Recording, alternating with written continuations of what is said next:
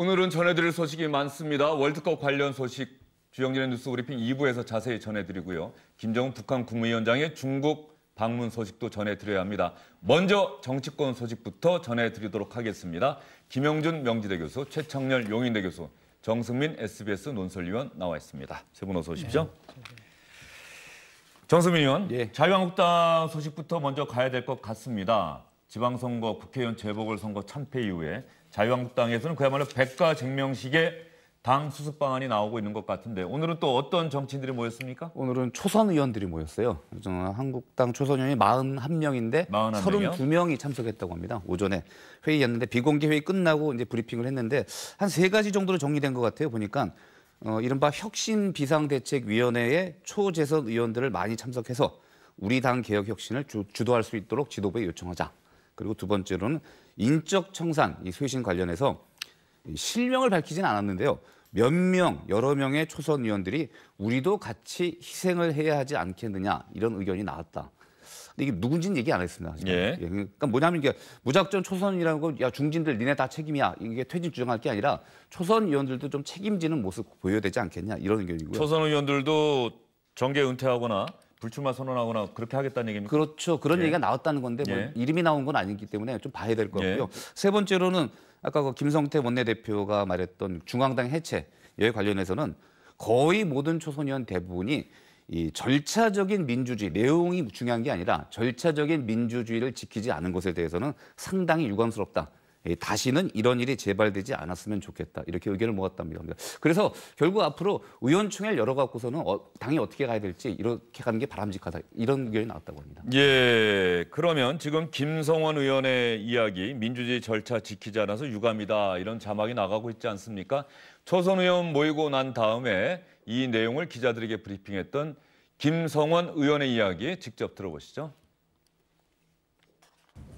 어저께 이제 김성태 원내대표께서 말씀하셨던 이제 중앙당 해체 이제 그 말씀 관련해 가지고는 거의 모든 초선 의원 대부분이 이 절차적 민주주의를 좀 지키지 않은 것에 대해서 상당히 좀 유감을 표명하고 다시는 좀 이런 일이 재발되지 않았으면 좋겠다라는 좀 의견들을 좀 주셨습니다.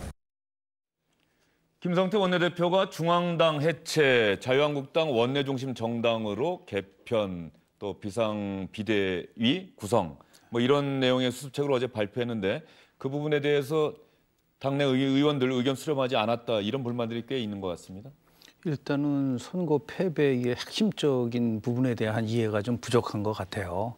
중앙당이 해체 안 돼서 선거에 패배한 것도 아니고 더 나아가서 보수가 지향하는 가치를 국민들이 받아들이지 않고 있는 상황 속에서요. 이 중앙당이 해체된다는 것이 지금 정당법 또 포함해서 헌법에 규정된 사항들 이런 것들이 다 지금 부합되지 않고 있어요. 그러니까 물론 이제 혁신을 한 데 대해서는 다 뭐 동의를 하겠지만 그 절차적인 민주주의라는 얘기는 뭐냐면 누가 이것을 주도해 나가느냐에 따라서 성과가 달라지는 거라고 볼 수밖에 없는 거거든요. 아무리 메시지가 좋아도 그 메시지를 전달하는 사람에 대해서 공감대가 이루어지지 못하면 그것은 뭐 설득력이 약한 거와 마찬가지로요. 아마 지금 김성태 원내대표가 얘기한 이런 혁신안까지 포함해서 더 강도 높은 그런 개혁안은 혁신비대위에서 나올 수밖에 없는 것이고 그것을 실제로 지금 자유한국당의 의원들이 얘기할 수 있는 거는 저 뭐 중구난방으로 초선 의원 모으고 재선 의원 모이고 중진 의원 모이는데 저는 그냥 좀 조용히 있었으면 좋겠어요. 그리고 더 나아가서 그런 그 비대위의 모든 전권을 다 부여하고 거기에 따르겠다라고 하는 그러한 모습을 보여주는 게 오히려 더 국민들을 설득시킬 수 있는 핵심적 사항이라고 저는 봅니다. 지금 자유한국당에서 많이 나오고 있는 이야기들은 한마디로 말해서 정풍운동 하겠다는 얘기 아니겠습니까? 그런데 대한민국 정치사에서 정풍운동이라고 하는 게 면면히 살펴보면 당내 권력이 막강한 상황에서 정풍운동을 펼칠 때 그 영향이 상당히 셌고 지금 자유한국당은 지도부가 공백 상태인 상태에서 뒤늦게 정풍운동이 벌어진다는 측면에서 조금은 국민들의 지지가 또 관심이 상대적으로 약하지 않나 이런 생각이 좀 듭니다. 그 당을 해체하라는 의미는요. 법적인 절차를 진행하라는 얘기가 아니고 그동안 자유한국당이 보여줘 왔던 어떤 수구적이고 냉전적인 안보관 이런 것들에 대한 탈피를 선언을 하고 그다음에 탄핵과 그리고 대선 그리고 적폐수사로 이어진 이런 과정 속에서 특히 탄핵에 반대했던 그런 한국당 스스로 반성하고 명시적으로 성찰하고 이런 것들이 선행되는 걸 전 당의 해체의 기본 조건으로 봐요. 예. 그걸 이제 정치적으로 당을 해체하라고 얘기했던 것이지 김성태 전 원내대표 권한대행이 얘기하는 것처럼 원내 정당화라든지 그리고 중앙당의 규모의 축소 이런 거는 전혀 전 무관한 거라고 봅니다. 이거는 사실은 우리 한국 정당의 발전에 관련된 것이죠. 원내 정당으로 자꾸만 규모를 바꿔나가야 되는 것이고 우리 정당이 지나치게 관료화돼 있고 이런 건 항상 나온 얘기들이에요. 한국 정당 발전에 관련된 얘기인 것이지 이번에 그야말로 역대급의 전무후무한 패배, 지금 한국 선거 사상 찾아보기가 어려울 정도 이 패배에 답하는 그러한 방안은 저는 아니라고 보는 거예요. 바로 그래서 초선, 재선 만나서 여러 얘기 나누는 것도 좋고요. 또 여러 가지 또 당의 모습을 변화시키는 것도 좋아요. 저는 그걸 나무라는 게 아니라 중요한 건 왜 졌는가, 왜 민심이 이렇게 철저히 유리됐는가에 대한 인식부터가 결여돼 있다. 만약에 그 인식이 있었으면 이렇게 방식을 찾진 않았을 것 같아요. 제가 볼 때. 그런 부분들을 비판하는 거예요. 말하자면 그러니까 절차적 민주주의에서 어긋난다. 이런 것도 역시 중요한 논점은 아닌 것이고 이번 선거는 왜 잘못되는가. 왜 우리가 이렇게 수구적이고 냉전적인 데서 탈피하지 못한 거나 이 문제. 그다음에 탄핵에 왜 우리는 반대했는가. 이런 것들에 대해서 반성하고 그다음부터 출발하겠다는 얘기가 나오면 그때부터 뭔가 해나가야 되는 것인데 전 순서가 바뀌었다고 생각하는 겁니다. 김성태 원내대표 지금 당대표 권한대행인데 말이죠. 당대표 권한대행이 이런 내용의 수습안을 발표한 것, 뭐 자유한국당 당원 당규는 위배되는 건 아니지 않습니까? 당원 당규 위배되는 건 아니고요. 예, 다만 당대표 권한대행이니까 뭐든지 할 수 있을 것 같은데. 그렇죠. 근데 의원들의 지금 불만은 뭐냐면 초선, 재선, 중진할 거 없이 왜 의견 수렴 없이 이걸 갖다가 독자적으로 이렇게 발표했냐. 시간을 갖고 의견 수렴 한 뒤에 해야지. 마치 그러면 이렇게 독자적 발표하니까 그럼 앞으로 이걸 당을 그런 모양으로 끌고 가겠다. 그리고 그 핵심에 김성태 원내대표가 계속 있겠다는 얘기냐. 이겁니다. 불만은 사실. 예. 당 중진들 심재철 의원이나 뭐 정우택 의원들 지금 언론 인터뷰 통해서 이런저런 이야기들 많이 쏟아내는 것 같은데 사실 뭐 그분들도 마찬가지로 자유한국당 상황에 대해서 뭐 책임이 없는 건 아닐 텐데 그렇죠. 중진 의원들은 또 뭐라고 하고 있습니까? 심재철 의원이 이런 얘기를 했어요. 페이스북에 올렸는데 우리 당이 원내 정당이 아니어서 덩치가 커서 패배했다는 거냐. 이 반성도 모자랄 판에 헛다리 짚기나 하고 있으니 한숨밖에 안 나온다. 김성태 원내대표 얘기하는 모양이죠? 거죠. 그렇죠. 예. 헛다리 짚고 있다고 비판한 겁니다. 거기다 또 한성교 의원은 또 이런 말을 했어요. 김성태 원내대표가 주장하는 중앙당 해체 선언은 오버였다. 특정 세력, 주류 전환하려는 그런 의도 아닌가 걱정된다. 또 이렇게 비판을 했습니다. 특정 세력은 어느 세력을 얘기하는 겁니까?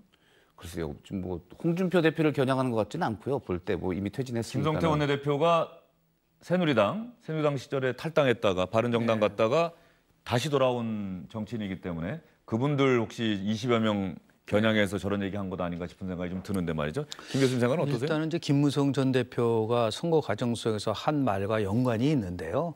본인이야 뭐 21대 총선에서 불출마하고 현재 갖고 있는 당협위원장을 내놨다는 게 중요한 게 아니고 선거가 끝나고 나면 나름대로 역할을 하겠다는 것을 공공연하게 얘기를 했습니다. 그 얘기는 뭐냐면 역할한다는 것은 당이 다시 재건하는 데 있어서 다시 재창당 수준이든 어떻든 간에 변화하는 데 있어서 세력화를 하겠다는 거와 일맥상통하거든요. 그러니까 바른정당으로 탈당했다가 돌아온 약 20여 명의 의원들이 중심이 돼서 새롭게 결국 이제 지도 체제를 만드는데 역할을 하는데 그거의 일환으로 지금 이제 김성태 원내대표가 얘기하는 것도 그런 차원에서 결국은 새로운 당권을 장악하기 위한 하나의 수순이 아니냐라는 것을 이제 의심을 받고 있다고 말씀을 드릴 수 있는 것이죠. 예. 근데 중요한 것은 지금 모두가 그 얘기하는 거는 유권자의 이념적 지형이 변화된 건 아니에요. 그러니까 보수는 그대로인데 보수 정당이 완전 실패했다고 한다면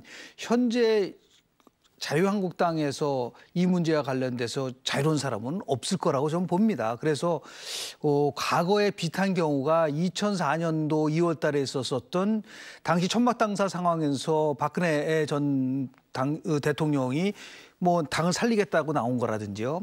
더 나가서 2011년 11월 달에 좀 이런 비슷한 상황이 좀 있긴 있었습니다. 당시에 홍준표 대표 체제가 예. 디도스 사건 때문에 예. 사건 때문에 무너지면서 결국 이제 박근혜 비대 체제로 바뀌었던 부분들인데요. 2011년 말이죠. 11년 말입니다. 예. 근데 그때 상황과 비교한 거는 완전히 다른 거예요. 왜냐하면 선거 결과가 이렇게 참담하게 패배했다는 거는 현재 지금 자유한국당에서 몸담고 있는 사람들은 한마디로 해서 유구무원이다. 지금 대안을 제시할 수가 없어요. 오로지 대안을 제시할 수 있는 사람들은 혁신 비대위 새로운 외부의 영입 인물을 통해서 강도 높은 그런 얘기를 국민들이 귀담아 들을 수 있을 정도의 아주 담대한 개혁을 할 수 있는 분은 향후에 있을 비대위원장이지 저는 초선 의원, 재선 의원, 중진 의원 아무도 여기에는 저는 자격이 없다고 생각을 합니다. 예. 그러면 말이죠. 저희가 자유한국당 김성태 원내대표 당 수습책 뭐 사실 당내에서 비판하는 목소리 나오고 있다. 왜 의원들 의견 수렴 안 했느냐. 김성태 원내대표 뭐 입장이 한번 돼볼까요? 아니면 그렇지 않다고 하더라도 자유한국당 도대체 어떻게 해야 됩니까? 그 부분에 대해서 한번 얘기를 주시죠. 그래서 자유한국당이 이제 당을 거의 해체에 가깝게 재건해라 이런 얘기들을 하고 있는데 제가 아까도 말씀드린 것처럼 구체적으로요. 구체적으로 어떻게 해야 될까요? 우선 구체적으로요. 예. 제가 아까 말씀드린 그 명시적으로 국민들 앞에 일단 반성하는 절차가 반드시 필요하다고 봅니다. 하나의 의식이 됐건 무릎 꿇고 저희가 잘못했습니다. 이거는 안 된다는 얘기죠. 아니 그거는 어떤 왜 잘못했냐를 예. 얘기하지 않았잖아요. 무엇이 잘못됐고 무엇을 잘못했냐라는 목적어가 없어요. 무조건 잘못했다라는 그냥 일상적인 수준이라서 그렇게 해서는 안 되고 우리가 이러한 것을 국민의 뜻과는 완전히 괴리되게 해왔다. 그리고 과거에 우리가 경제 성장이라든지 성장 만능주의에 쭉 있어가지고 박정희 시대부터 쭉 그런 것도 잘못해왔다라는 거. 이 시대가 변했는데 우리는 거기에 적응하지 못했다.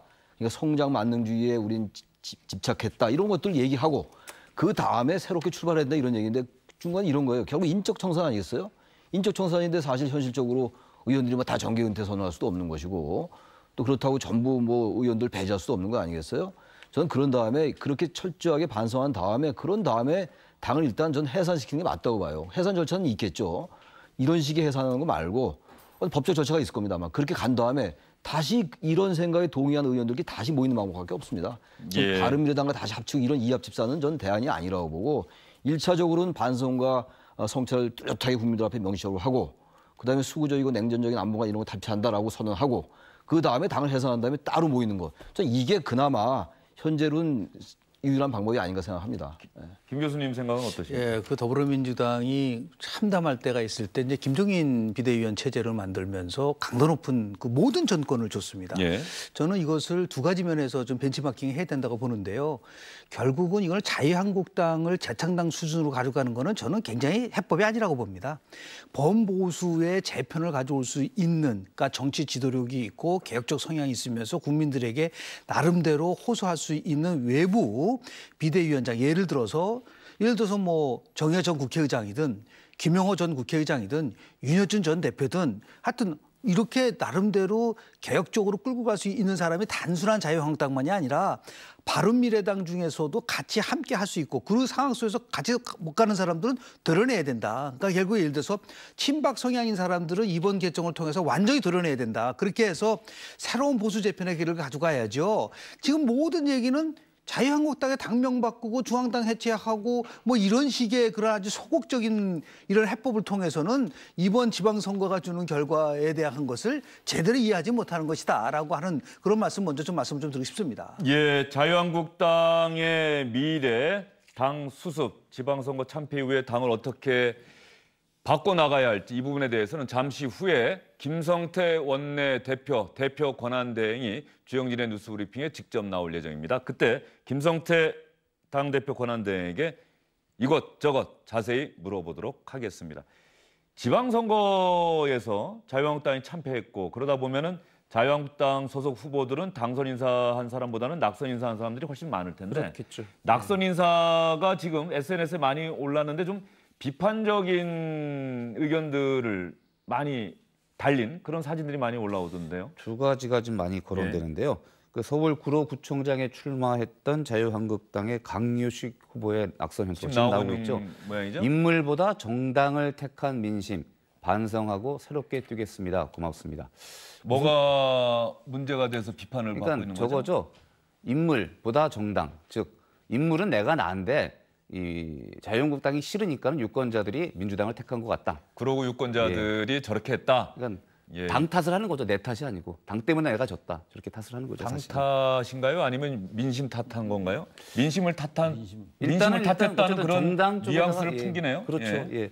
두 번째가 이제 경기도 도의원 출마해서 낙선했던 역시 자유한국당의 최성건 후보의 낙선 현수막이죠. 이재명 경기도지사 당선인의 당선 인사 현수막이 있는데 그 위에 바로 그렇죠. 있는 모양이죠? 제가 표현을 조금 순화하겠습니다. 예. 이재명 씨를 경기도지사로 당선시키신 여러분, 최성건 낙선시켜줘서 정말 고맙습니다. 이런 현수막을 붙였습니다. 예, 이재명 같은 자를 경기도지사로 당선시키신 여러분, 최성건은 낙선시켜줘서 정말 고맙습니다. 보통 낙선 인사는 그동안의 성원에 감사드립니다. 제가 부족한 것 뼈저리게 깨달았습니다. 더 열심히 해서 다음번에는 우리 유권자분들의 국민의 선택을 받도록 하겠습니다. 이렇게 하는 게 상식적인데 이 최성건 경기도의원에 출마하셨던 이분의 낙선 인사는 조금 지나치게 공격적이라는 생각이 좀 들고 유권자들을 좀 탓하는 듯한 느낌이 드네요. 전 공격적인 정도가 아니라요. 이분은 민주주의를 전혀 이해 못하는 분이라고 생각이 돼요. 지금 이건 완전하게 이건 비아냥도 아니고 애둘러 비아냥거린 것도 아니고 정식으로 아주 공식적으로 아주 국민을 공격한 것이라고 생각합니다. 이재명 같은 자를 경기도지사 당선, 이게 잘못됐다는 거 아닙니까? 민심이 잘못됐다. 민심의 선택이 잘못됐고 저를 그래서 낙선시켜서 너무 고맙다. 이건 사실 일반적으로 일상 우리 생활에서도 잘 이런 비아냥은 잘 안 하지 않아요? 근데 어떻게 이 국민의 선택을 받으려 했던 후보가 선거 결과를 두고 이렇게 얘기할 수 있는 것인지 저는 이런 부분들은 좀 다른 말로 하면은 이건 국민들에 대한 모욕죄라고 저는 생각해요, 기본적으로. 이런 분은 정말 지난번에 왜 충북도의원이 레밍 발언해가지고 난리가 났었잖아요. 전 거기에 버금가는 발언 아닌가. 어떻게 이런 분이 어떻게 출마했었나 이런 생각이 들고 아까도 마찬가지예요. 인물보다 정당을 택한 인심. 만약에 정당을 한국당을 택했다 이런 말이 안 나왔겠죠. 그럼 뭐 이런 정말 고맙다 인사를 썼겠지만 아까 구로 구청장에 출마했던 분. 더불어민주당 찍었다라는 민심을 지금 공격하고 있는 거거든요. 저 이 두 분은 정말 민주주의가 뭔지 헌법 1절 다시 한번 읽어보라고 권할 수밖에 없습니다. 예, 김영준 교수님 생각은 어떠세요? 헌법까지 뭐 얘기 안 하고 저게 자유한국당의 수준입니다. 다시 해서 경기도의회에서 자유한국당 당선자 한 명입니다. 그러니까 281명대 한 명이었다는 이 사실은 뭐냐면 국민들이 바라봤을 때 그동안 다시는 굉장히 잘했다고 생각을 하고 있지만 인식적 오류만이 아니라 한마디로 해서 유권자들에 대한 모독과 조롱을 한다는 것을 저렇게 공공연히 할 수 있다라고 하는 것이 그동안 자유한국당이 보여줬었던 자만과 더불어서 국민 무시 행위가 어느 정도인가를 아주 적나라하게 보여주는 거거든요. 그래서 뭐 큰 틀 속에서 보면은 뭐 자신이 자해 정치를 한 거죠. 근데 자해 정치를 하면 뭐 그만큼 국민은 결코 어리석지 않다. 민심은 결코 어리석지 않다. 그러니까 더 이상 정치를 하지 않겠다라고 하는 선언으로 볼 수밖에 없는 거고 이것을 우리가 다시 한번 지적하는 것은 뭐냐면 결국은 선거라는 거는 질 수도 있고 이길 수도 있습니다. 그러나 열심히 다시 잘해서 민심을 받을 생각을 해야지 저렇게 민심에 대한 부분 속에서 국민의 50% 이상이 지지를 한 것에 있다면 민심을 따를 수 있는 우리가 무엇이 부족했냐를 따져야지 저렇게 남의 탓하고 그리고 결국 뭐 모든 것은 자신보다는 정당이 잘못한 것이고 이런 식의 잘못된 인식은 결국은 자신을 죽이는 것이다라는 말씀을 좀 드리고 싶습니다. 예, 저희가 이 현수막을 건 강효식 후보 또 최성건 후보 측과 연락은 계속 시도하고 있는데 아직까지 연락이 닿지는 못했습니다. 내일이라도 두 후보 측에서 왜 이런 낙선 인사를 하게 됐는지 그 이유를 설명을 저희가 듣는다면 그 내용을 시청자 여러분께 있는 그대로 전해드리도록 하겠습니다. 이번 지방선거와 관련해서 문재인 대통령이 어제 수석 보좌관 회의를 주재하면서 자신의 생각을 상당히 솔직하게 밝혔습니다. 문재인 대통령의 이야기 들어보시죠. 이번 선거를 통해서 지역으로 국민을 나누는 그런 지역주의 정치 그리고 또 색깔론으로 국민을 편가르는 그런 분열의 정치는 이제 끝나게 되었다고 생각합니다. 노무현 대통령 때부터 정말 꿈꿔왔던 그런 일이고 3당 합당 이후 한 30년 가까운 세월 동안 정말 많은 사람들이 고통받고 눈물을 흘리면서 노력한 그런 결과라고 생각합니다. 문재인 대통령이 노무현 대통령 이야기부터 하면서 지역주의 정치, 분열의 정치가 끝났다라고 상당히 긍정적으로 평가를 합니다. 노무현 전 대통령의 이 정치 인생을 이렇게 쭉 관통하는 가장 큰 화두가 사실 아시겠지만 지역 감정 타파였어요, 사실. 지역 구도 타파. 그 기억하실지 모르겠지만은 그 2000년에 그 이른바 정치 1번지 종로 국회의원직 버리고 부산에 나가서 총선에 나가서 낙선했잖아요. 그때도 그런 비슷한 얘기를 했었어요. 그리고서 제가 그때 했던 인터뷰 하나 찾아봤더니 이런 게 있더라고요. 미치지 않고서야 어떻게 지역 감정을 깰 수가 있나요? 지역 갈등은 모든 것을 망가뜨리고 맙니다. 이 똑같은 사실도 지역을 오가면서 흰 것이 검은 것이 되고 검은 것이 흰 것이 되고 맙니다. 이런 상황에서 진보가 어디 있고 보수가 어디 있으며 정당 간의 정책 경쟁이 무슨 소용이 있겠습니까? 문재인 대통령이 어제 이런 말도 했어요. 제가 정치에 참여한 가장 주요한 이유 중 하나, 그리고 가장 중요한 목표 중 하나를 이룬 셈이다. 이렇게 밝혔습니다. 예. 그런데 말이죠. 이거는 두 분 중에 한 분께만 여쭤볼게요. 최 교수님이 한번 대답해 주시겠습니까? 민주당이 전국 정당, 전국에서 골고루 지지를 받았고 또 많은 후보를 당선시켰다. 민주당 입장에서는 전국 정당화에 성공을 했어요.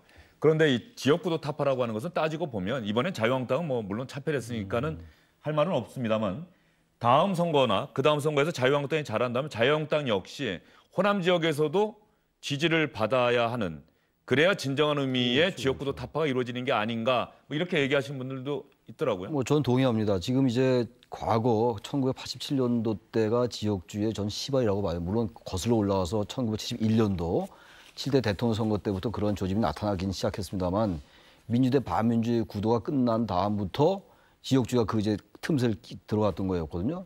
아무튼 이번에 근데 이 부분은요, 지역주의가 완화된 거는 맞는데 완전 지역주의가 없었다고 보기가 어려워요. 지금 말씀처럼 잘하면 정말 호남에서도 한국당 의원이 당선되고, 그리고 영남에서 이번에 뭐 부산, 경남 그 이른바 이제 낙동강 벨트에서는 그런 현상이 완연하게 보였는데 저는 그렇게 가는 하나의 조짐이라고 보여집니다. 만약에 이번 선거가 그러한 어떤 지역주의 완화에 상당한 단초를 마련한 선거가 된다면 이번 선거는 다른 의미에서 말고 정치학 언론에서 얘기하는 그런 측면 말고 중대 선거라고 우리가 명명할 수 있을 것 같아요. 지역주의라든지 색깔론에 대해서 국민들이 이건 아니구나 라고 판단했다면 저는 그런 면에서 지역주의가 완전히 없어졌다고 보기는 어렵다고 생각합니다. 예, 어쨌든 지역주의 타파, 분열의 정치, 종식이라고 하는 데 대해서는 뭐 많은 국민들이 공감하실 것 같습니다. 문재인 대통령 이야기 중에 저희가 준비했던 것 중에 마지막 내용을 여러분께 좀 들려드리고 싶습니다. 이번에 나타난 높은 민주당에 대한 지지에 대해서 문재인 대통령은 등에서 식은땀이 날 정도로 무서운 채찍질이다, 이렇게 표현을 했습니다. 지난번에 우리가 받았던 높은 그 지지는 한편으로는 굉장히 두려운 일입니다. 그냥 우리 어깨가 많이 무거워졌다는 정도의 그러니까 두려움이 아니라 정말 좀 등골이 서늘해지는, 저는 등에서 식은땀이 좀 나는 저는 그런 정도의 두려움이라고 생각합니다. 부족한 점이 많지만 더 잘하라 라는 주마가평 같은 그런 채찍질이었다고 생각합니다.